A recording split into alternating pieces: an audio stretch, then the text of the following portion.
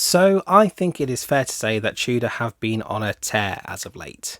You've had the Black Bay Pro released earlier this year, followed by the Ranger, and in the last couple of weeks you've had the Tudor Pelagos 39mm that's been released as well. In fact, as of the time of recording this video now, it was released this week.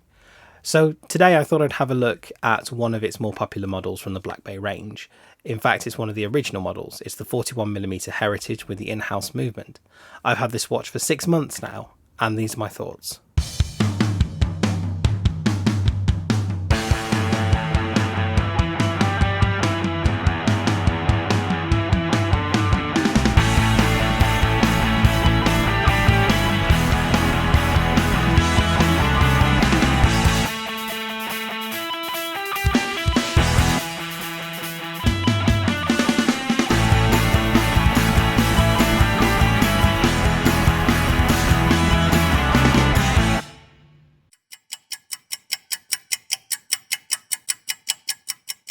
So I managed to pick this watch up for a really good price on eBay, and I think the reason why I was able to pick this one up at such a good price below retail is because this is the Black Bay Heritage 41mm, not the Black Bay 58, which is 39mm.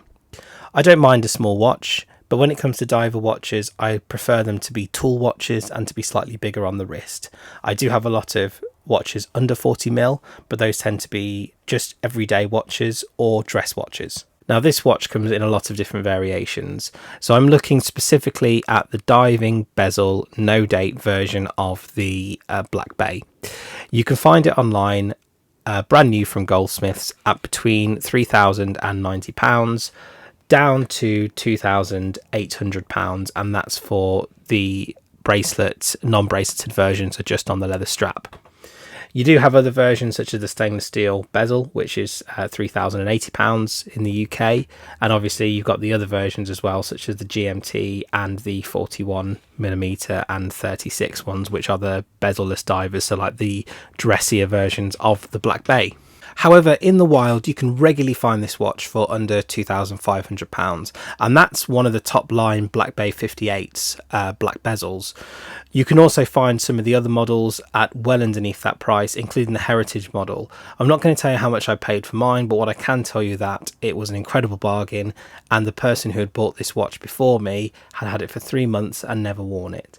So I still had the receipt, the warranty, complete box and papers, everything with it, and I got that for an incredible price. And what I will say is that it was under £2,500. I will say about the Black Bay line is that they do have a lot of different models to choose from. So you've got everything from the root beer versions right at the top end of it, to the Harrods version, all the way down to the Heritage line and the 36mm as well. And it just depends on your style really. If you like the snowflake hands, if you like the indices, then there is going to be a Black Bay out there to suit you. But let's talk about the Tudor Black Bay 41mm Heritage, because that's the watch I bought.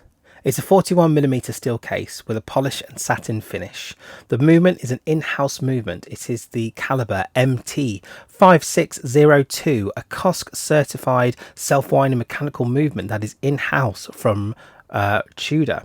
It has a power reserve of 70 hours, a water resistance rating of 200 meters, a steel unidirectional rotatable 60-click bezel with a matte black anodized aluminium insert. The dial is black and gilt indexed, and it's covered by a beautiful piece of domed sapphire crystal. The bracelet, as mentioned before, is a rivet steel bracelet with a folding buckle and a safety clasp. Aside from the price equation of buying this second-hand on eBay, there were two other reasons for me wanting to buy it second-hand. First of all, you've got a 5-year guarantee from Tudor, and it's a 5-year transferable guarantee with no registration or periodic maintenance checks that are required. That is really important, especially if you're buying a watch second-hand, to know what the guarantee is. Secondly, you are able to get the eBay guarantee scheme, or whatever it's called, the authentication scheme I think it's called now. And that really does give you that peace of mind that what you're buying is the genuine article. I mean, luckily for me, I had box papers and even a receipt of when it was bought and from the shop in question as well. So for me, that was pretty much a no-brainer. I knew it was the genuine article.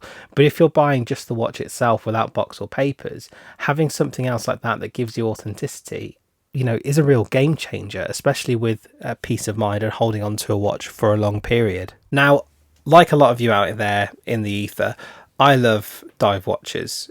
I really enjoy a good dive watch, and I enjoy a heritage model as well. So a retro reissue or heritage model, whatever you would like to call them, I enjoy those too. However, with this watch, as much as I love it, there are a couple of things about it I think could be a little better. Would it stop me from buying it again? Absolutely not. But I still think it's something that you need to be aware of.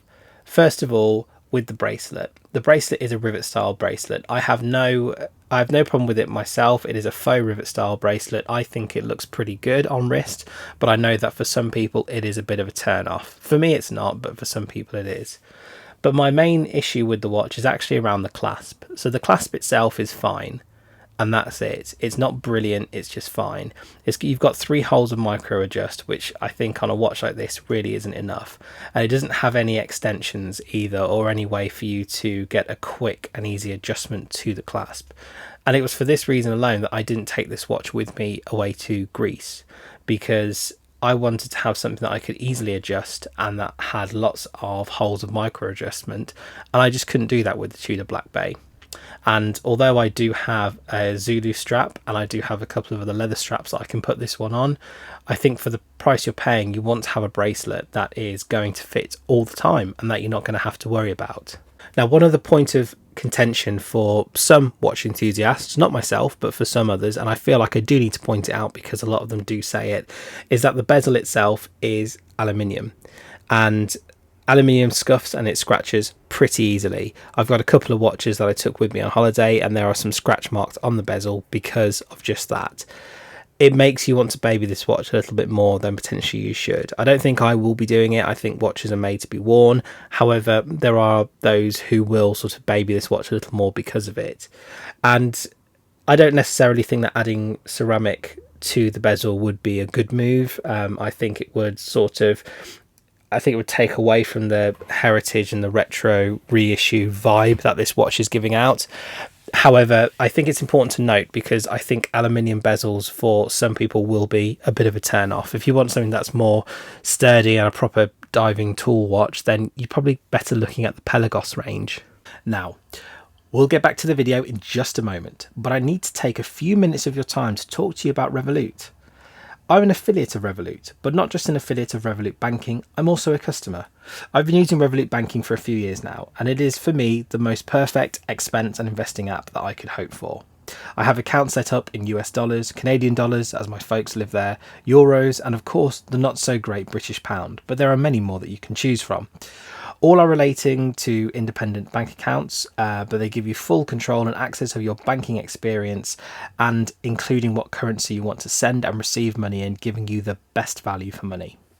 But that's not all. Revolut also lets you invest in stocks and crypto, set up savings account and create disposable single-use cards to be used along with your regular cards, making things such as online purchases for your next watch shop super secure.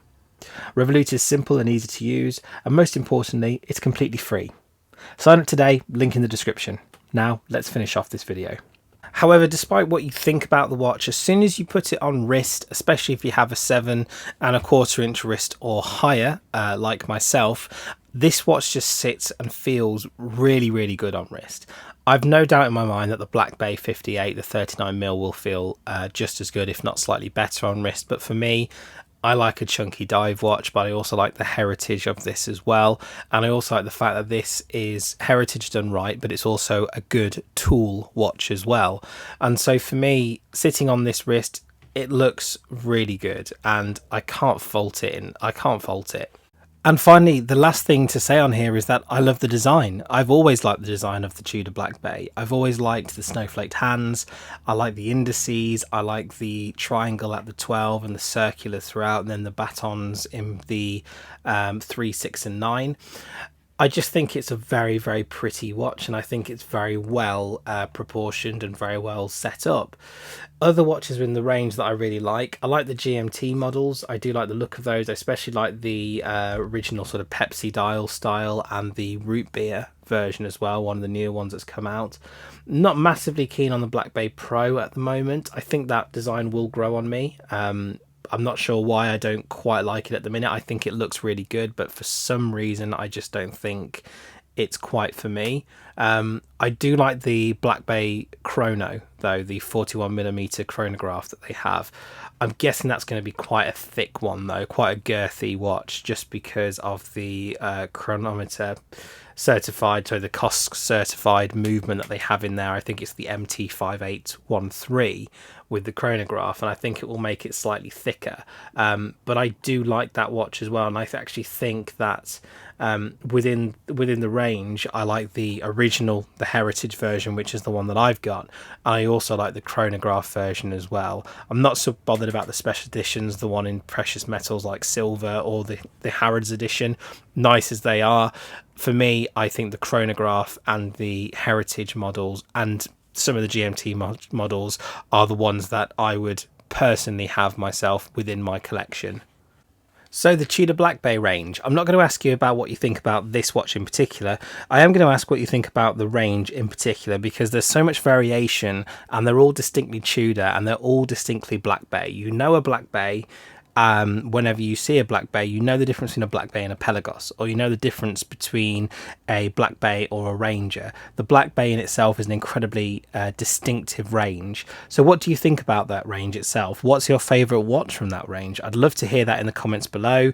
If you haven't already yet, you can follow me on Instagram underneath. Otherwise, don't forget to like, share and subscribe to the video. Guys, I'll take care and I'll see you all in a future video.